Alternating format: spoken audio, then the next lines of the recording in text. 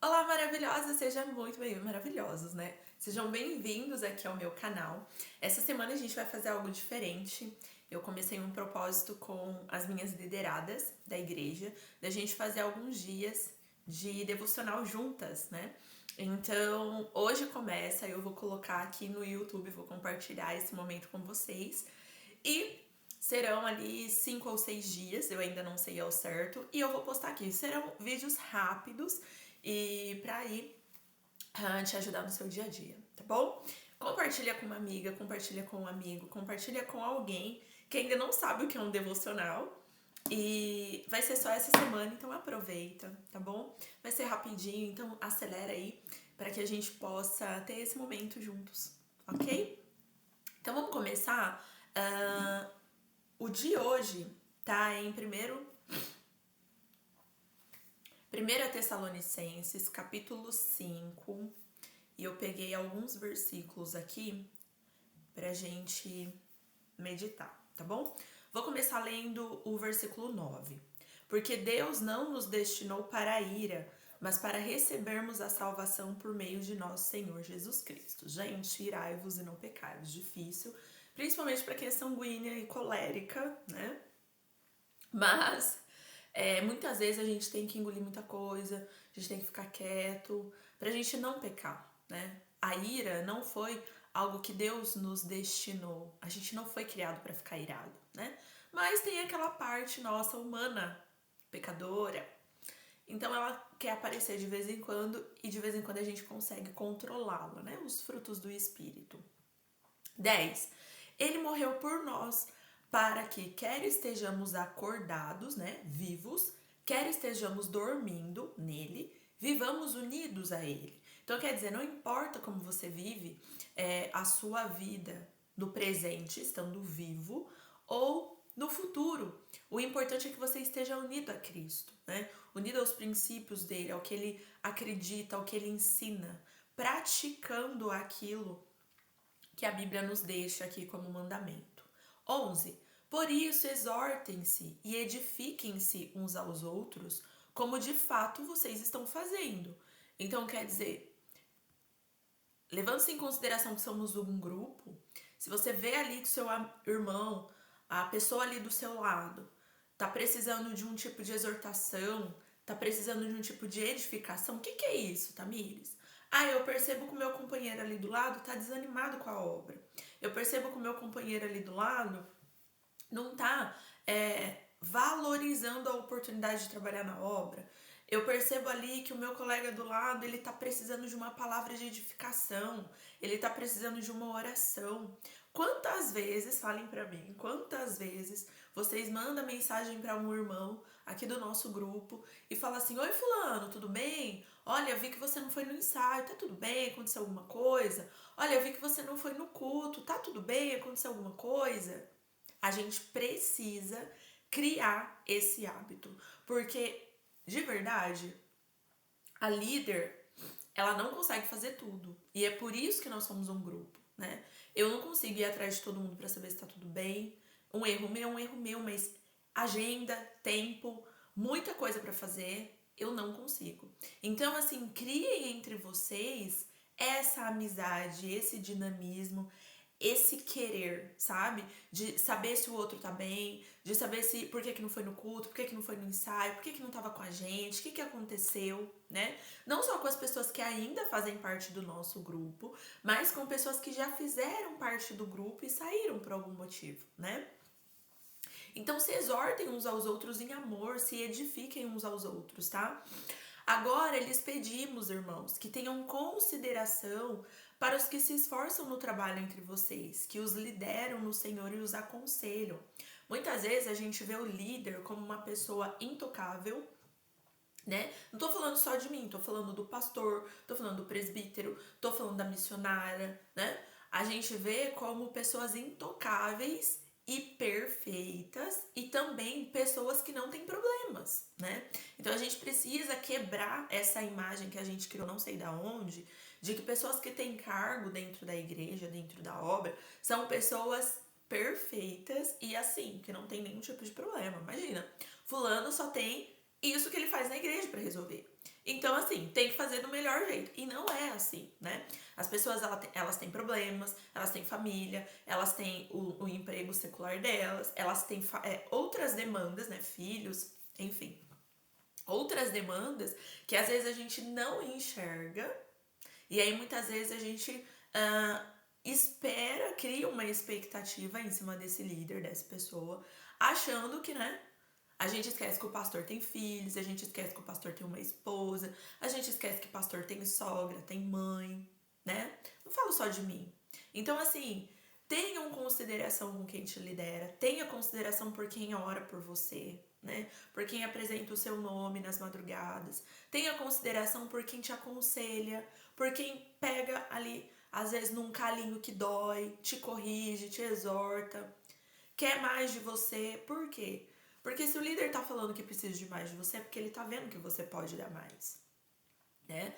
Lembrando, e eu sempre vou falar isso, lembrando que quando a gente trabalha na obra do Senhor, a gente não trabalha para líder, a gente não trabalha para pastor, a gente tá fazendo para a obra. Então, o que a obra precisa? A obra precisa que eu dedique mais horas do meu dia, então vamos dedicar. A obra precisa o quê? Que eu aperfeiçoe o dom que foi colocado em mim? Vamos nos aperfeiçoar.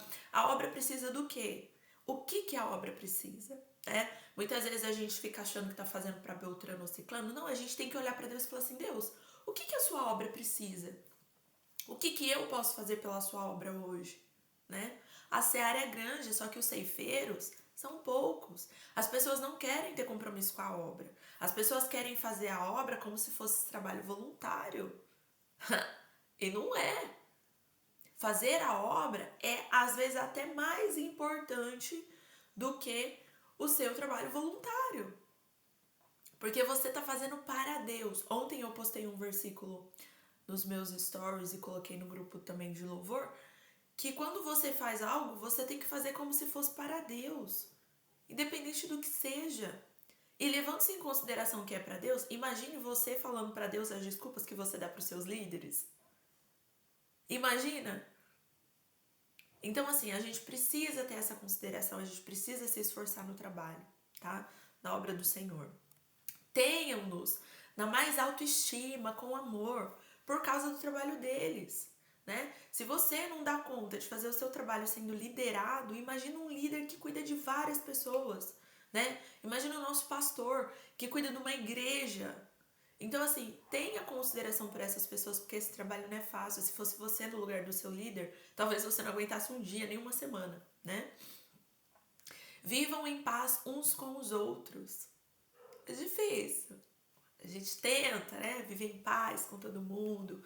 Mas vivam em paz uns com os outros. 14. Exortamos vocês, irmãos, a que advirtam os ociosos. Quem são os ociosos? Que não fazem nada, né? Advirta os ociosos, a galera que não tá trabalhando na obra, que não tá fazendo o que pode. Confortem os desanimados, porque sim, a gente desanima fazendo a obra. Por quê? Porque a gente vê muita gente que não tem compromisso, a gente vê muita gente que só quer aparecer, muita gente que acha que trabalhar na obra é oba-oba. Então sim, a gente vai desanimar às vezes, né? A gente desanima, para, descansa, mas não desiste. Auxiliem os fracos espiritualmente. Então tem muita gente aí que não tá cuidando da sua vida espiritual, não tá tendo seu momento devocional, não tá tendo seu momento com Deus, né? Não tá ali fazendo o seu melhor na sua vida espiritual. Então fica fraco. Como que você vai trabalhar para o outro se você não tá se alimentando? Como que você vai alimentar o outro se você não tá forte? Sejam pacientes para com todos. A gente tá desenvolvendo a paciência, né? Não é um negocinho que a gente tem muito, mas a gente tá desenvolvendo. 15. Tenham cuidado para que ninguém retribua o mal com o mal, né? A tal da vingança. Mas sejam sempre bondosos uns para com os outros e para com todos. Bondade, bondade, fazer o bem sem olhar a quem. Alegrem-se sempre. Orem continuamente. Você tem orado todos os dias? Tirado ali 5 minutinhos do seu tempo para orar, para ensaiar, para ouvir louvores, para aprender mais de Deus, para criar um relacionamento com Deus, né? Deem graças em todas as circunstâncias, pois essa é a vontade de Deus, para vocês em Cristo Jesus. Não apaguem o espírito, não tratem com desprezo as profecias, mas ponham à prova todas as coisas e fiquem com o que é bom. Afastem-se de toda forma de mal e que o próprio Deus da paz os santifique inteiramente, que todo o espírito, alma e corpo de vocês seja conservado irrepreensível na vinda de nosso Senhor Jesus Cristo. Porque a gente sabe que o objetivo final é o quê? Para que a gente está fazendo tudo isso aqui, né? Para que a gente tem se dedicado e trabalhado aqui todos os dias na obra, trazendo a palavra, louvando, buscando, trabalhando? É esperando a vinda do Senhor, né? É esperando que Ele chegue e nos busque como sua igreja, como sua noiva limpa, remida, né?